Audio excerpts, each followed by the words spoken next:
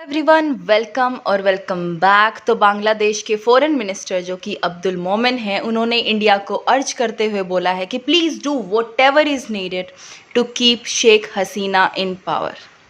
मतलब जो भी आपको करना है प्लीज़ इंडिया हेल्प अस, जो भी करना है कीजिए, लेकिन शेख हसीना को पावर में रखिए। अब इंडिया ऐसा क्या कर सकता है जिससे कि शेख हसीना पावर में रहे? एक दूसरी कंट्री की गवर्नमेंट को हम कैसे बचा सकते हैं, पूरा मैटर डिस्कस करते हैं। ये जो स्टेटमेंट था बांग्लादेश के फॉरेन मिनिस्टर का, इसको बहुत ज़्यादा क्रिटिसाइज़ करा जा रहा है। इवन जो खुद के पार्टी मेंबर्स हैं उन्होंने भी बोला है कि क्या स्टेटमेंट्स दे रहे हो आप, ठीक है। जो मिर्ज़ा फ़खरुल है बीएनपी के सेक्रेटरी, उन्होंने भी बोला है कि प्लीज़ हमें एक्सप्लेनेशन चाहिए कि ये जो आपने बोला है कि आपको इंडिया की हेल्प चाहिए शेख हसीना को पावर में रखने के लिए, ये इसका मतलब क्या है? क्या आप अभी तक इंडिया की मर्जी पे थे पावर में? मतलब इंडिया ही करा रहा था आप में, कुछ ऐसा नहीं है कि आप पावर में रह सको। तो काफ़ी ज़्यादा क्वेश्चंस उठ रहे हैं और काफ़ी ज़्यादा ये स्टेटमेंट जो है वो क्रिटिसाइज़ हो रही है। अब यहाँ तक बोल दिया गया है कि बांग्लादेश को एक नया फॉरेन मिनिस्टर चाहिए। ये क्यों बोला? क्योंकि जो ये है अब्दुल मोमेन, इन्होंने कुछ दिनों पहले भी एक स्टेटमेंट दिया था कि the people of Bangladesh are living in a much better condition than many of the countries. तो लोगों ने ये क्वेश्चन खड़े करे थे कि instead of improving the conditions and economy of the country you are giving excuses. मतलब आप ये बोल रहे हो कि तुम बहुत सही कंडीशन में हो, बाकी कंट्रीज़ को देखो जो हमसे नीचे हैं। तो बहुत ही कंट्रोवर्शियल स्टेटमेंट था ये भी।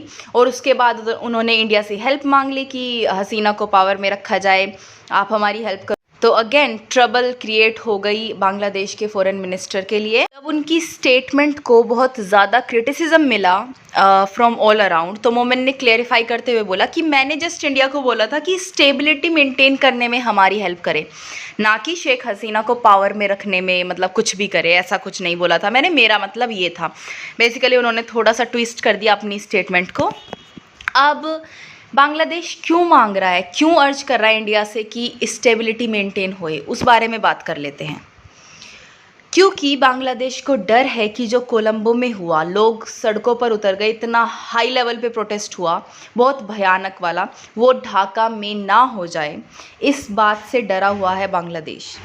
तो अभी क्यों प्रोटेस्ट हो सकते हैं ये भी डिस्कस कर लेते हैं। क्योंकि बांग्लादेश में इन्फ्लेशन आ गया है, पेट्रोल के प्राइस अचानक से इस कंट्री ने 52% बढ़ाए हैं। अब अगर पेट्रोल मतलब जो फ्यूल प्राइसेस है वो बढ़ेंगे तो बाकी चीज़ों के प्राइसेस भी कॉन्स्टेंटली बढ़ते हैं, जिसकी वजह से जो लोग हैं वो प्रोटेस्ट करने लगते हैं। यही डर है बांग्लादेश को।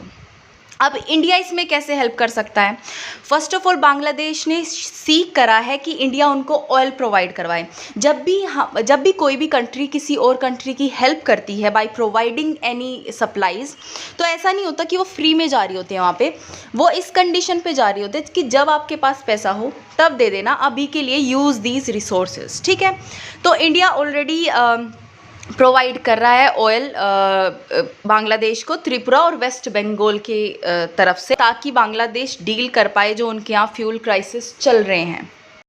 दूसरा, जैसे इंडिया रशिया से डिस्काउंटेड ऑयल ले रहा है, वैसे ही बांग्लादेश भी चाहता है कि इंडिया हेल्प करे बांग्लादेश की रशिया से ऑयल लेने में, ताकि बांग्लादेश उन सैंक्शंस को अवॉइड कर सके जो लग सकते हैं जब वो परचेज करेंगे रशियन ऑयल, ठीक है। CEPA के बारे में बात करते हैं। ये होता है कॉम्प्रिहेंसिव इकोनॉमिक पार्टनरशिप एग्रीमेंट। जिन भी दो कंट्रीज़ के बीच में ये एग्रीमेंट होता है उनके बीच टैक्स फ्री ट्रेड होता है, ठीक है। अब जो चाइना और जापान है वो ऑलरेडी बांग्लादेश के साथ इस एग्रीमेंट को करना चाहते हैं, लेकिन स्टिल उनकी रिक्वेस्ट के बावजूद शेख हसीना ने ये CEPA को ग्रीन सिग्नल दिया है इंडिया के साथ साइन करने के लिए, ठीक है। अब बांग्लादेश और भी ज़्यादा रिक्वेस्ट कर रहा है इंडिया से कि ज़्यादा हमारे यहाँ से इंपोर्ट करा जाए, क्योंकि बांग्लादेश और इंडिया के ट्रेड में बांग्लादेश को ट्रेड डेफिसिट झेलना पड़ता है जो कि 7 से 8.5 बिलियन डॉलर्स का होता है, ठीक है। इसका मतलब ये है जो इंडिया इंपोर्ट करता है बांग्लादेश से वो कम है और जो एक्सपोर्ट करता है बांग्लादेश को वो ज़्यादा है, ठीक है, जिसकी अमाउंट कुछ 7 से $8.5 बिलियन हो जाती है। तो बांग्लादेश अर्ज कर रहा है कि प्लीज़ हमारे यहाँ से इम्पोर्ट को भी बढ़ाओ ताकि जो ये ट्रेड डेफिसिट है ये थोड़ा डिक्रीज़ हो पाए। फिर बांग्लादेश ने ये भी अर्ज करा है इंडिया से, जो कि एक लॉन्ग पेंडिंग जो डील है तीस्ता वाटर शेयरिंग डील, कि वो भी साइन करी जाए ताकि बांग्लादेश अपने लोगों को पानी प्रोवाइड करवाए और उनको थोड़ा सा विश्वास दिलाए that we are doing everything that we can to improve the condition of the country and to help the people out. ठीक है, तो हाँ, इस तरीके से इंडिया हेल्प कर सकता है। आई होप ये न्यूज़ आपको क्लियर हो गई हो, and if you like this video, please give it a thumbs up and subscribe to my channel, and I'll see you in the next video. Till then, stay happy, healthy and bye.